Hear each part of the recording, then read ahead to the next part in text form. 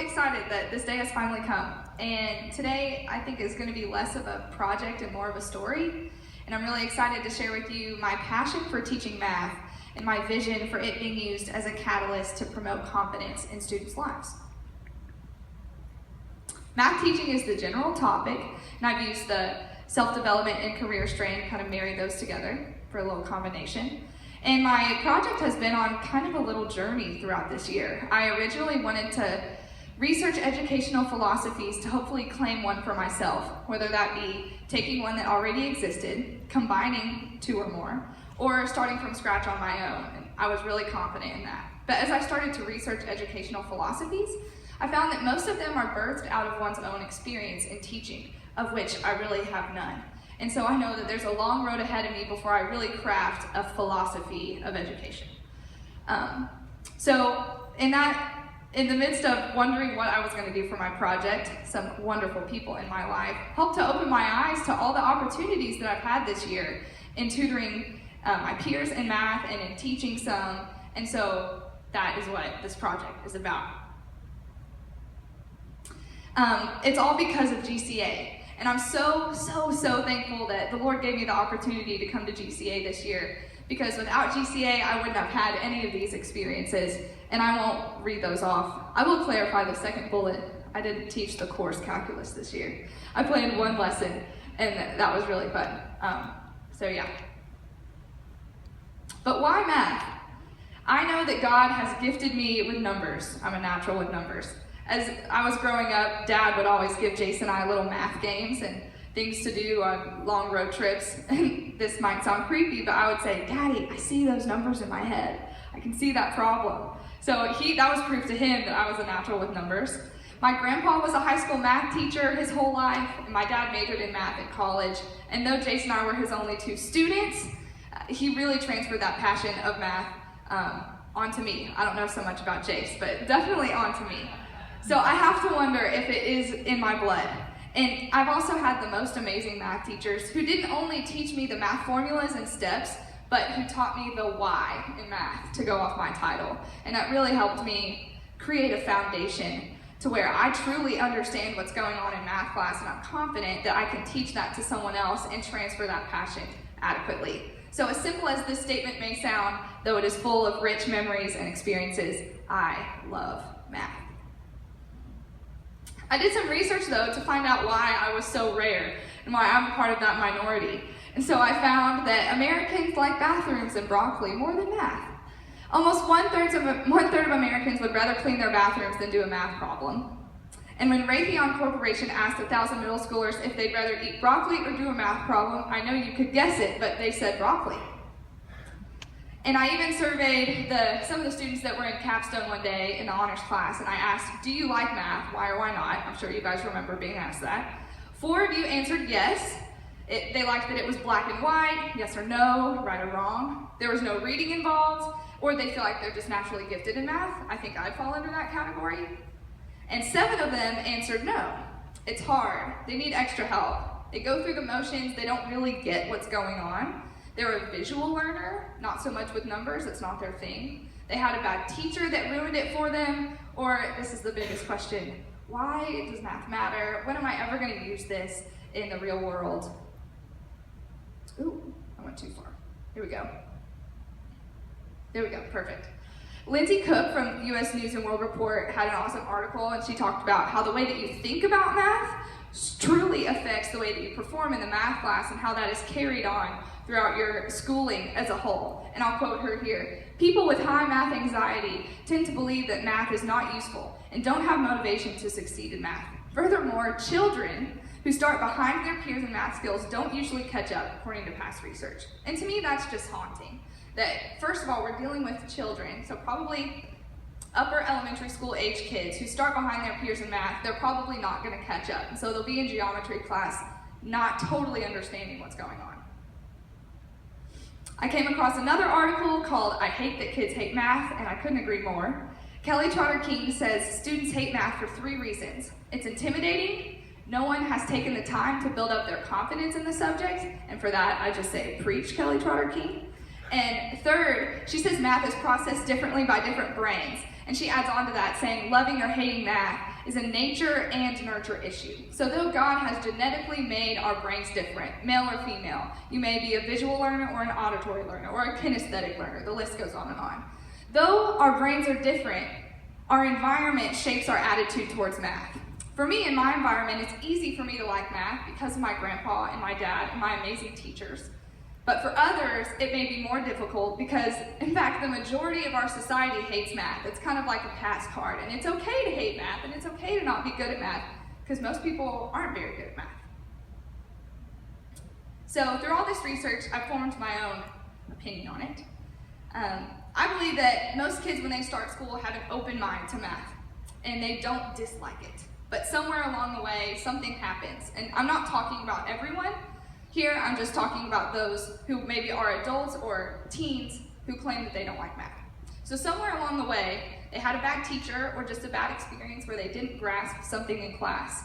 And they didn't have the confidence to raise their hand and ask a question or to get extra help. Or maybe it's that no one took that time to invest in them and to notice that they weren't understanding something. And so then they don't meet the teacher's expectation of the class standard. And so when test day comes around, some kids could go through the motions and memorize the formulas and steps and get an A and, kind of regurgitate information onto a piece of paper and check mark, I'm good. But for most people, when you don't totally grasp something in school, you're not going to perform well. So through this little chart I have here, this misunderstanding yields a poor performance, which yields disappointment from your teachers and from your parents, which really hits home for a kid. I know it has for me. And then the student feels overall defeated and less confident.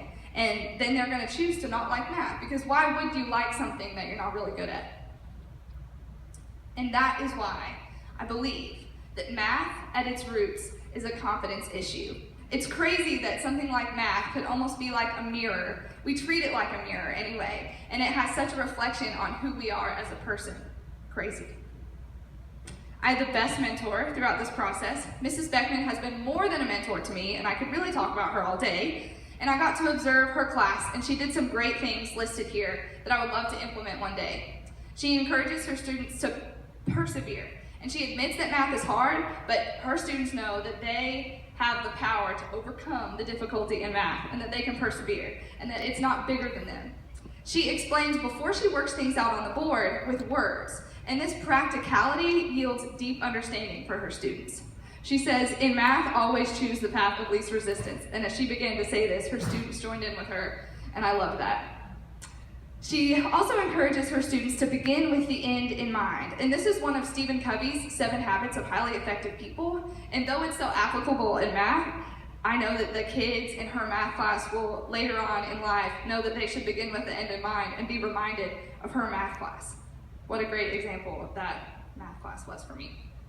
One of my favorite conversations we had was about blurred lines. She was talking to me about how society wants to blur the lines of truth, taking it away from math for just a second.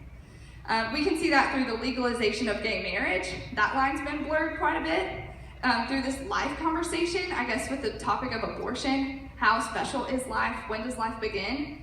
But the interesting thing is that math's lines cannot be blurred. Math kind of goes beyond religious boundaries and cultural boundaries, and it's inarguably constant. Maybe at the doctorate, PhD level, I'm sure they're arguing about math, but for math as I know it, no one can argue with it. I don't care what country you're in, math is math. And I believe that math is becoming in our society the only absolute truth.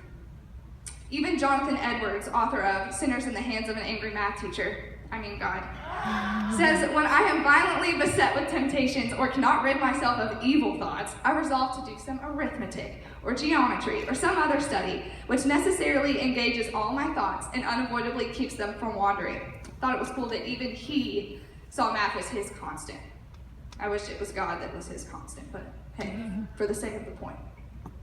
Through math's consistency is where I know that God is revealed, and that's what makes it math special for me.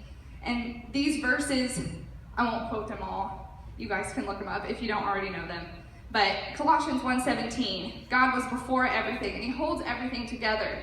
And that is totally true for math. Romans 1:20, nothing is without excuse. Math is without excuse. He intentionally created math to be a window into just a piece of his mind. And I think that's so beautiful.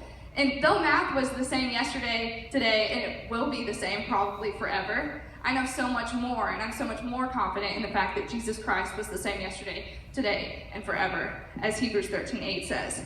And furthermore, according to Romans 1:6, Paul says how God begins a good work in us, and he carries it out till the day of completion. And I'm so confident that this good work that he's beginning in me, and this passion that he's stirring in my heart for math, will be completed one day. And I'm really excited to do that. Shushu was listed on that slide about some experiences that I've had at GCA. She's got a really cool story, and God has used math in a big way in her life. So here is an interview that I've done with her.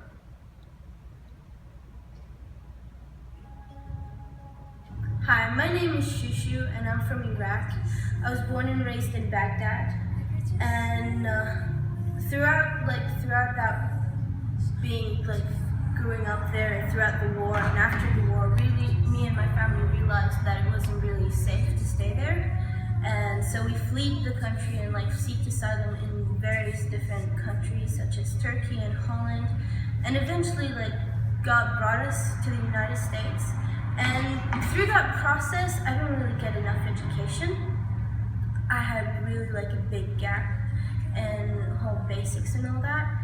And when I came here and I took the entrance exam, it really showed that I didn't understand really much of anything. And especially in math. And math was just impossible for me to understand. Never let these walls down, but my attitude towards math when I first came here was not very great. It was obnoxious. It was really, for me, it was like witchcraft, and I didn't want anything to do with it.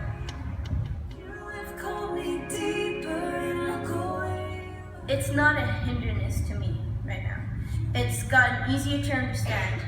It's not impossible now. It's just hard.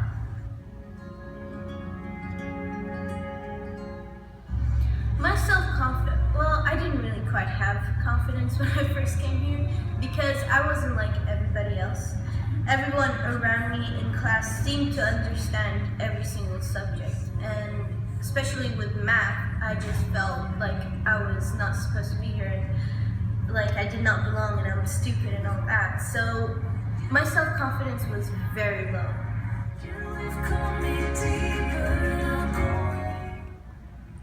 After being in GCA for a while, I have found that my confidence is not in my shortcomings, but in Jesus Christ.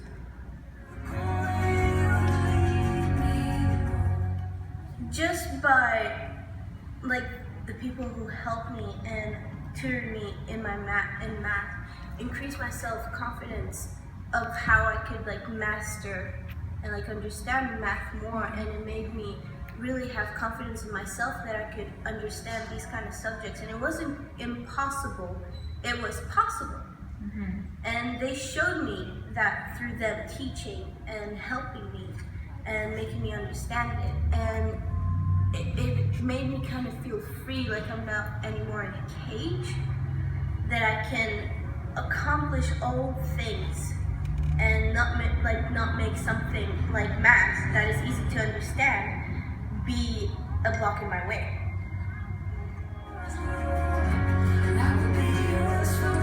I know I'm good on that video. Here we go.